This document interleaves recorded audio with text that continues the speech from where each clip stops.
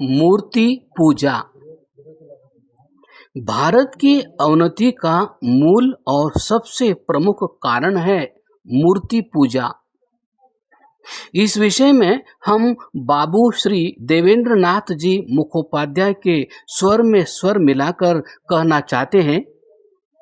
मूर्ति पूजा ने भारत के अकल्याण की जो सामग्री एकत्रित की है उसे लिखने में असमर्थ है।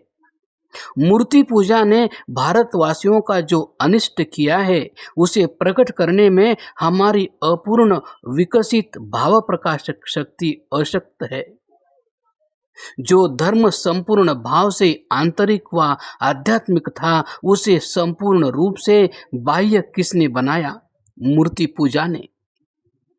काम आदि शत्रुओं के दमन और वैराग्य के साधन के बदले तिलक और त्रिपुंड्र किसने धारण कराया?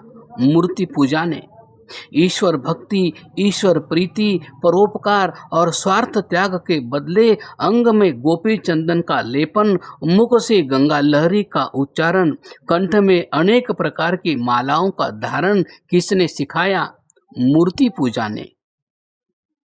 संयम, शुद्धता, चित्त की एकाग्रता आदि के साथ में त्रिसीमा अर्थात धारणा, ध्यान, समाधि में प्रवेश न कर केवल दिन विशेष पर खाद्य विशेष का सेवन न करना, प्रातःकाल, मध्याह्न और सायंकाल में अलग अलग वस्त्रों के पहनने का आयोजन और तिथि विशेष पर मनुष्य विशेष का मुख देखना तो दूर रहा, उसकी छाया तक का स्पर्श न करना, यह सब किसने सिखाया?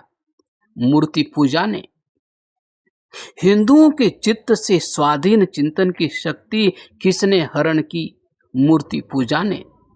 हिंदुओं के मनोबल, वीर्य, उदारता और सत्साहस को किसने दूर किया? मूर्ति पूजा ने।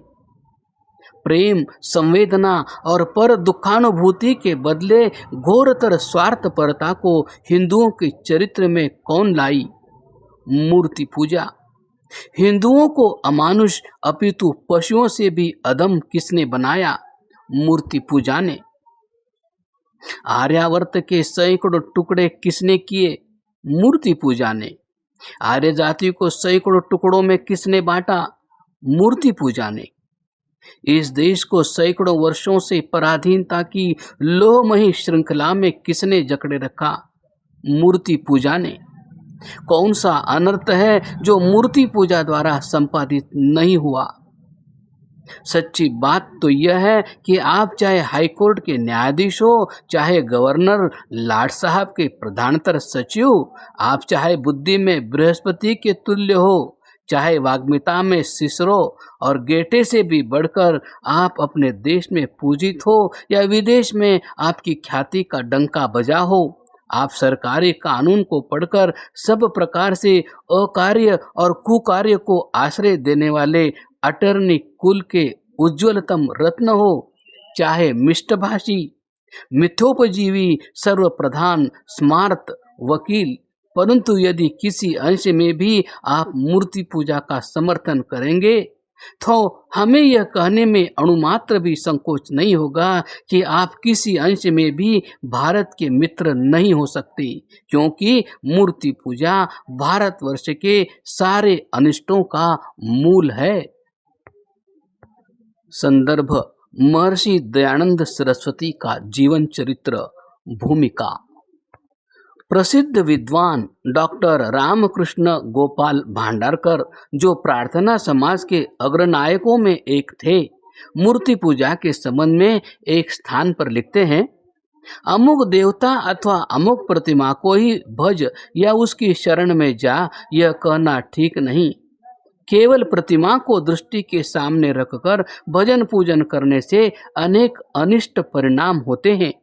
प्रतिमा पुरुष की हो या स्त्री की, सच्चे देवता के स्वरूप और महिमा का विस्मरण तो हो ही जाता है और उस देव के उपासक उसके ऊपर मनुष्य के क्रियाकलाप का आरोपण कर बैठते हैं। देव यदि पुरुष हो तो उसके लिए पत्नी खोज लाते हैं और यदि देवता स्त्री हो तो उसके लिए पति की व्यवस्था की जाती है। उपासक यदि तंबाकू सेवी हो तो उसके लिए पान, सुपारी तथा तंबाकू की पीकदान की व्यवस्था देवगृह में की जाती है। इस प्रकार प्रभु की केवल विडंबना ही की जाती है। ऐसे अनिष्टों का समावेश धर्म में न होने पाए, इसलिए धर्माचरण में मूर्ति पूजा को स्थान नहीं देना चाहिए। संदर्भ बसंतलाल मुरार का स्मृति ग्रंथ से उद्धृत। वेद वैदिक संस्कृति के मूलाधार हैं।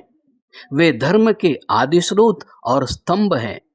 यह डिंडिम घोष के साथ कहा जा सकता है कि चारों वेदों में एक भी ऐसा मंत्र नहीं है जो मूर्ति पूजा का विधायक हो। चारों वेदों में कहीं भी ऐसा वर्णन नहीं है कि मनुष्यों को सोने, चांदी, लोहा, तांबे या काष्ठ की मूर्तियां बनानी चाहिए और उनके मुंह में लड्डू ठूंसने चाहिए, उनके ऊपर पंखा झलना चाहिए, उन्हें जल चढ़ाना चाहिए। मूर्ति पूजा वेद विरुद्ध है और बहुत अर्वाचीन है। संसार में जितने भी सुधारक, महापुरुष और संत हुए, सभी ने मूर्ति पूजा का घोर खंडन किया है। स्वामी शंकराचार्य ने अपनी पुस्तक परा पूजा में मूर्ति पूजा की धज्जियां उड़ा दी है। कबीर जी ने भी मूर्ति पूजा के विरुद्ध बहुत कुछ कहा है। एक स्थान पर वे कहते हैं, मौ को कहाँ ढूंढे बंदे, मैं तो तेरे पास में, न मैं देवल न मैं मस्जिद, न काबा कैलाश में, खोजी हो तो तुरंत मिली हो पल भर की तलाश में, कहे कबीर सुनो भाई साधो, सब श्वासों की श्वासों में। इसी प्रकार नानक जी, दादू, रैदास आदि संतों ने मूर्ति पूजा का घोर खंडन किया है। दादू जी कहते हैं, पत्थर पीवे धोई के पत्थर पूजे प्राण, अंत काल पत्थर भय भव डूबे अज्ञान। आधुनिक युग में महर्षि दयानंद मूर्ति पूजा के प्रबल विरोधी थे। वे बड़ी निर्भीकता से मूर्ति पूजा का खंडन किया करते थे। इस विषय में पादरी जे लूकस ने, जिन्होंने सन 1870 में फर्रुखाबाद में न केवल स्वामी जी के व्याख्यान ही सुने थे, अपितु उनसे भेंट भी की थी। देवेंद्र बाबू को उन्होंने जो विवरण दिया था वह पठनीय है। लूकस महोदय ने बताया था कि वे मूर्ति पूजा के विरुद्ध इतने बल और इतने स्पष्ट विश्वास के साथ बोलते थे कि मुझे फर्रुखाबाद की जनता की ओर से उनका हार्दिक स्वागत किए जाने पर आश्चर्य हुआ। मुझे उनका यह कथन स्मरण है कि जब मैंने उनसे कहा कि यदि आपको तोप के मुंह पर रखकर आपसे कहा जाए कि यदि तुम मूर्ति को मस्तक नहीं नवाओगे तो तुम्हें तोप से उड़ा दिया जाएगा, तो आप क्या कहेंगे? स्वामी जी ने उत्तर दिया था कि मैं कहूंगा कि उड़ा दो। जब चूहे की घटना से महर्षि की आस्था मूर्ति पूजा से हट गई तो भय और प्रलोभन आदि संसार की कोई शक्ति उन्हें पुनः मूर्ति पूजा में प्रवृत्त न करा सकी। महर्षि दयानंद ने अपने अमर ग्रंथ सत्यार्थ प्रकाश में मूर्ति पूजा की कैसी करारी एवं युक्तियुक्त समालोचना की है, तनिक अवलोकन कीजिए।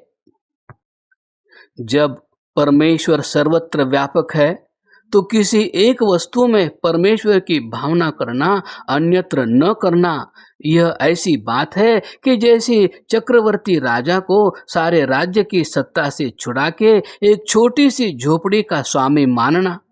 देखो यह कितना बड़ा अपमान है। वैसा तुम परमेश्वर का भी अपमान करते हो।